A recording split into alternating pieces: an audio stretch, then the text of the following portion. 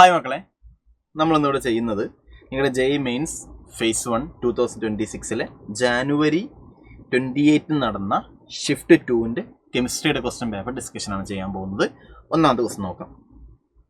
ഈ ഒരു question actually organic chemistry എന്നാണ് ഈ ചോദ്യം വന്നിട്ടുള്ളത്.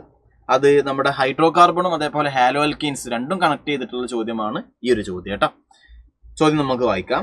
NO2 ഗ്രൂപ്പ് ബെൻസീനിൽ വെച്ചാൽ അവരെന്ത് ചെയ്യുന്ന ചോദ്യം.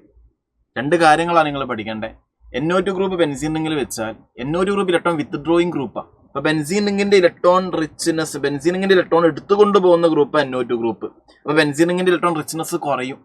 ബെൻസീൻ റിംഗിന്റെ അടുത്ത് ഇലക്ട്രോൺ റിച്ച്നെസ് കുറഞ്ഞാൽ ഇലക്ട്രോൺ ഇഷ്ടമുള്ള ഇലക്ട്രോഫൈൽ പെട്ടെന്ന് വരൂല. അതുകൊണ്ട് ഇലക്ട്രോഫിലിക് സബ്സ്റ്റിറ്റ്യൂഷൻ റിയാക്ഷന്റെ റേറ്റിനെ അവർ ഡീആക്ടിവേറ്റ് ചെയ്യുക, കുറക്കുക ചെയ്യുക. അതുകൊണ്ട് deactivate ring towards electrophilic substitution. അതെന്താണ്? ശരിയാണ്. അടുത്തത്, ബെൻസീനിങ്ങിന്റെ ഇലക്ട്രോൺ റിച്ച്നെസ്സിന് എടുത്തു കൊണ്ടുപോയാലുള്ള ഗുണം എന്താണെന്ന് അറിയോ? ന്യൂക്ലിയോഫൈലിന് പെട്ടെന്ന് വരാം. എടാ, ബെൻസീൻ ആക്ച്വലി ഒരു ന്യൂക്ലിയോഫൈലാണ്. ന്യൂക്ലിയോഫൈലിന്റെ അടുത്തോട്ട് വേറെ ന്യൂക്ലിയോഫൈൽ വന്നാൽ രണ്ട് ന്യൂക്ലിയോഫൈലിന്റെ അടുത്തും അത്യാവശ്യം നല്ല ഇലക്ട്രോൺ ഉണ്ടെങ്കിൽ അവ തമ്മിൽ നല്ല റിപ്പൾഷൻ ഉണ്ടാവും. അതുകൊണ്ട് പെട്ടെന്ന് ന്യൂക്ലിയോഫൈലിന്റെ അടുത്തോട്ട് പെട്ടെന്ന് ന്യൂക്ലിയോഫൈൽ വരാറില്ല. ബെൻസീന് പൊതുവെ ന്യൂക്ലിയോഫിലിക് സബ്സ്റ്റിറ്റ്യൂഷൻ റിയാക്ഷൻ നടക്കാറില്ല. നിങ്ങൾ ഹാലോ അൽക്കീൻസിൽ പഠിക്കുന്നുണ്ട്, ഹാലോ അരീൻസ് ന്യൂക്ലിയോഫിലിക് സബ്സ്റ്റിറ്റ്യൂഷൻ റിയാക്ഷന്റെ റേറ്റ് വളരെ കുറവാണ്. ആ ഹാലോ അരീന്റെ അടുത്തൊരു NO2 ഗ്രൂപ്പിനെ വെച്ചാലുള്ള ഗുണം എന്താ?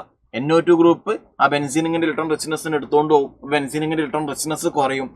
അങ്ങനെയാണെങ്കിൽ ന്യൂക്ലിയോഫൈലിന് പെട്ടെന്ന് അങ്ങോട്ട് വരാമെന്ന് നിങ്ങൾ പഠിച്ചിട്ടുണ്ട്. NO2 group nucleophilic substitution reaction rate കൂട്ടും. കാരണം ബെൻസീന്റെ ഇലക്ട്രോൺ റിച്ച്നെസ് കുറഞ്ഞാൽ പിന്നെ വരുന്ന ന്യൂക്ലിയോഫൈലുമായിട്ട് അത്ര റിപ്പൾഷൻ ഉണ്ടാവില്ല. അതുകൊണ്ട് പെട്ടെന്ന് ന്യൂക്ലിയോഫൈൽ വരാം. അതുകൊണ്ട് ന്യൂക്ലിയോഫിലിക് സബ്സ്റ്റിറ്റ്യൂഷൻ റിയാക്ഷന്റെ റേറ്റിനെ കൂട്ടുന്നവനാണ് NO2. ഇലക്ട്രോഫിലിക് സബ്സ്റ്റിറ്റ്യൂഷൻ റിയാക്ഷന്റെ റേറ്റിനെ കുറക്കുന്നവനാണ് NO2. ഓക്കെ. അപ്പൊ NO2 പൊതുവെ ഡീആക്ടിവേറ്റിംഗ് ഗ്രൂപ്പ് എന്നാ പറയാ. അത് ഇലക്ട്രോഫിലിക് സബ്സ്റ്റിറ്റ്യൂഷൻ റിയാക്ഷന് ബേസ്ഡ് ആയിട്ടാണ് പറയുന്നത് ആക്ച്വലി കേട്ടോ. കാരണം ബെൻസീന് പൊതുവെ നടക്കുന്ന റിയാക്ഷൻ ഇലക്ട്രോഫിലിക് സബ്സ്റ്റിറ്റ്യൂഷൻ റിയാക്ഷനാണ്. ഏതൊക്കെ? Halogenation, nitration, sulphonation, alkylation, acylation, അതൊക്കെ നിങ്ങൾ പഠിച്ചിട്ടുണ്ട്. അപ്പം ഇലക്ട്രോഫിലിക് സബ്സ്റ്റിറ്റ്യൂഷൻ റിയാക്ഷൻ റേറ്റ് കുറക്കുന്നവനാണ്.